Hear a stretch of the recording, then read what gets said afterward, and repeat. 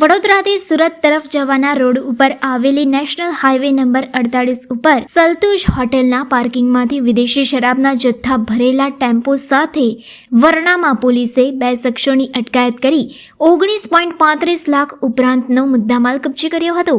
વરણામાં police મથકની ટીમને ચોક્કસ માહિતી મળી હતી કે નેશનલ હાઈવે નંબર 48ના વડોદરાથી સુરત તરફ જવાના રોડ ઉપર તળાવની બાજુમાં આવેલી પાર્કિંગમાં એક આઈસર ટેમ્પો જેમાં ચોરખાનું બનાવીને વિદેશી શરાબનો જથ્થો સંતાડીને રાખેલ છે.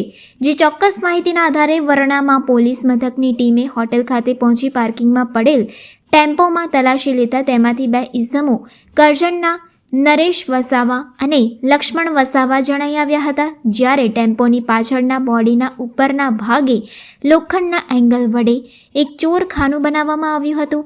ચોરખાનાની ઉપર અને નીચેના ભાગે તાડપત્રી બાંધી દેવામાં આવી હતી, જેને હટાવીને જોતા મોટા પ્રમાણમાં વિદેશી શરાબનો જથ્થો મળી આવ્યો હતો. જે મામલે પોલીસે સ્થળ ઉપરથી કુલ રૂપિયા 19.35 લાખ ઉપરાંતનો મુદ્દામાલ કબજે કરી બંને ઇસમોની અટકાયત કરી તેમના વિરુદ્ધ કાયદેસરની કાર્યવાહી હાથ ધરી છે.